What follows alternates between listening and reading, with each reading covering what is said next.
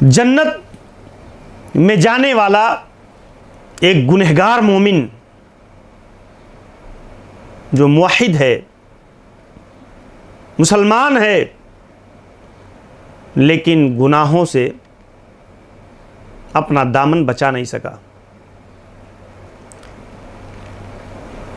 وہ سزا پا کر جنت میں داخل کیا جائے گا یا شفاعت کی بنیاد پر، سفارش کی بنیاد پر جہنم سے نکالا جائے گا۔ اللہ کے نبی نے اس کی تفصیل کئی حدیثوں کے اندر بتایا۔ یدخل اہل الجنہ الجنہ واہل النار النار، جب آخری فیصلہ ہو جائے گا جنتی جنت میں، جہنمی جہنم میں، تو اللہ تعالیٰ کہے گا اخرجوا من النار من کان فی قلبہ مثقال حبۃ من خردل من الایمان، رائی کے دانے کے برابر بھی جن لوگوں کے اندر ایمان ہے ان کو نکالو جنت سے۔ فیخرجون منہا قد اسودوا، وہ نکالے جائیں گے جل کر کوئلہ ہو چکے ہوں گے۔ فیلقون فی نہر الحیات، انہیں نہر حیات میں ڈالا جائے گا۔ فینبتون کما تنبت الحبہ فی جانب السیل، تو وہ وہاں سے ایسے ہی اگیں گے جیسے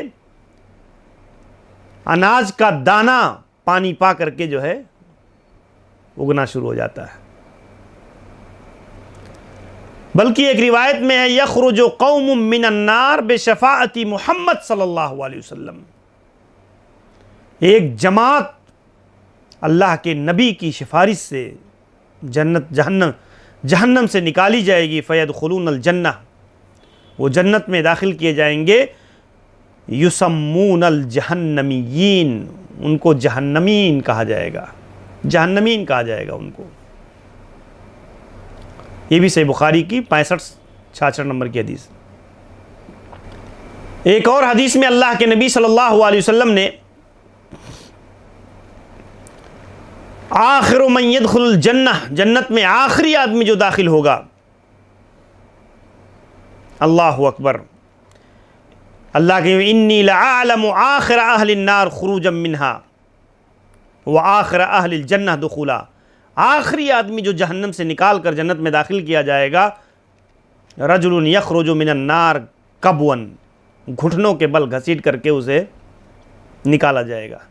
اللہ کہے گا اذهب فادخل الجنہ، جا جنت میں داخل ہو جا۔ فیاتیہا، آئے گا، فیخیل الیہ انہا ملائے، دیکھے گا کہ جنت کو دیکھے گا، اسے خیال ہوگا کہ میرے لیے جگہ ہی نہیں ہے جنت میں، یہ تو سارا بھر گیا، اسے خیال ہوگا ایسا۔ آئے گا کہے گا یا ربی، جنت تو بھری ہوئی ہے، میرے لیے کوئی جگہ ہی نہیں ہے۔ فیقول یا ربی وجدتھا ملائے، اللہ پھر کہے گا جا جنت کے اندر، فإن لک مثل الدنیا وعشرۃ امثالھا، جا، تو کہتا بھر گئی جنت، دنیا کے مثل اور دنیا جیسی دسیوں مثل چیزیں تجھے جنت میں ملیں گی، جا۔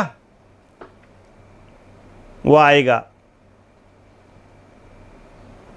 اور دیکھے گا، کہے گا اللہ جنت تو بھری ہے، جنت دنیا اور دنیا کے مثل،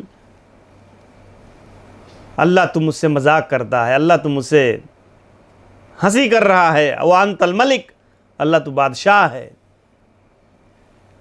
فلقد رأیت رسول اللہ صلی اللہ علیہ وسلم ضحک، میں نے دیکھا کہ اللہ کے نبی ہنسنے لگے اس حدیث کو بیان کرتے ہوئے، یہاں تک کہ کچلیوں کے دانت نظر آ گئے، اور آپ نے فرمایا ذاک ادنی اہل الجنہ منزلۃ، یہ اہل جنت کا آخری شخص ہوگا جس کو یہ مقام دیا جائے گا کہ دنیا اور دنیا کے مثل دسیوں چیزیں اللہ تبارک و تعالیٰ اسے عطا کرے گا۔ جو آدمی مر جاتا ہے تو مرنے کے بعد ہی جنت اور جہنم کا وہ مقام، وہ جگہ جو اس کا ٹھکانہ بننے والا ہے، وہ اس کی قبر میں پیش کیا جاتا ہے۔